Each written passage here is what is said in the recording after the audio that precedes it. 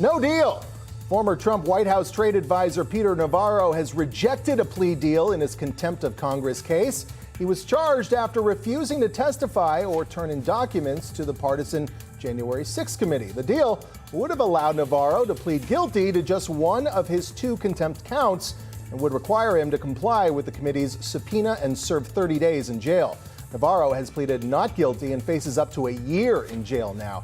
He said in the past that he can't comply with the committee's subpoena because he's shielded by executive privilege from President Trump. Joining me now to break this all down is Professor Emeritus at Harvard Law School, Alan Dershowitz. He's also the author of The Price of Principle, Why Integrity is Worth the Consequences. Alan Dershowitz, thank you for joining us today. Yeah. What is your reaction to Navarro's decision and the judge's questioning of the FBI's tactics here? Well, it takes a lot of guts because if he's convicted, he'll obviously get a much longer term, but he's doing the right thing. He's innocent. Just like a journalist shouldn't comply with a subpoena or a lawyer shouldn't comply with a subpoena unless the privilege has been waived. Navarro should not have complied with the subpoena until and unless the president waived it. And what should have happened is Congress should have gone to a judge and there should have been a hearing. And only if a judge orders him to comply and he doesn't, then he can be held in contempt. They have it all backwards. And the way he was treated, the way he was arrested, even the judges now complain about that. You don't treat people who are presumed innocent as if they have been convicted of mass murder or mafia organized crime. That's the way they've been treating people like Navarro and others who have resisted unconstitutional attempts to get them to testify over privileges. Yeah, Professor, Navarro's lawyer is arguing that no one in his client's position has ever been prosecuted with criminal contempt of Congress for following a presidential directive. Is that a strong enough argument here?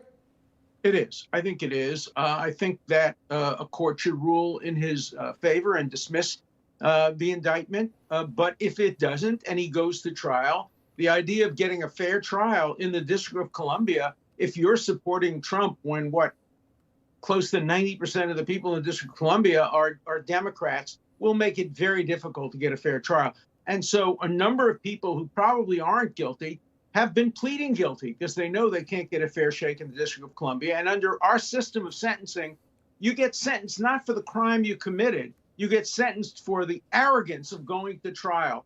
Normally, people will get 1 year for the crime and then an additional 9 years for pleading not guilty. There's something very, very wrong with that system. And to his credit, President Trump commuted the sentences of a number of people who were affected by that trial penalty. I represented several of them. A guy got 75 years because he didn't plead guilty. Had he pleaded guilty, he would have gotten 5 or 6 years. And President Trump commuted that sentence to what he should have gotten had he not been sentenced for going to trial.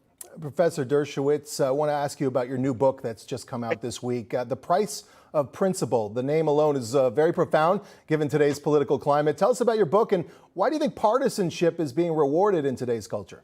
Well, I got a letter today saying that somebody on the beach was reading one of my books and a guy came over to him and said, "Are you reading a book by Dershowitz?" And he said, "Yes." And he punched him in the mouth. I got that letter today. I'm going to be posting it on Twitter. Recently, there was an event in Martha's Vineyard of Jewish Democratic leaders. Who is the most Jewish, well-known Democrat on Martha's Vineyard? Me. I didn't get invited. Old friends have refused to invite me to concerts and events because they say if you're invited, no one will show up. And this includes some very prominent politicians, some very prominent people who are part of this cancel culture. And they canceled me because I defended the constitutional right of President Trump, something I'm very proud of having done. I didn't vote for President Trump, but I defended his constitutional right, and I'm canceled as a result. This is the same Martha's Vineyard community that honors people who have caused the recession of 2008, who have cheated and paid bribes, who have voted strongly against other Democratic candidates. But if you have defended President Trump, you're verboten. You're now a pariah. And my family and I are treated like pariahs. My wife, who had nothing to do with this, didn't even want me to defend President Trump, is treated as a pariah. People are saying, "Oh, my God, we saw you pat Mike Pompeo on the back." Yeah, I did. He was my former student. And I congratulated him for to bring about the Abraham Accords, which President Biden is now building on. But as the result of that, we've been canceled. And I'm going to stick to my principles. I don't care how much harm it causes me. I hate that it causes my family harm. I don't care how much harm it causes me. I'm always going to stick to my principle. I've done it for the last 83 years, and I'm going to continue to do it as I approach my 84th birthday. Alan Dershowitz's book's in stores right now. Thank you so much for your time. Appreciate it. Thank you.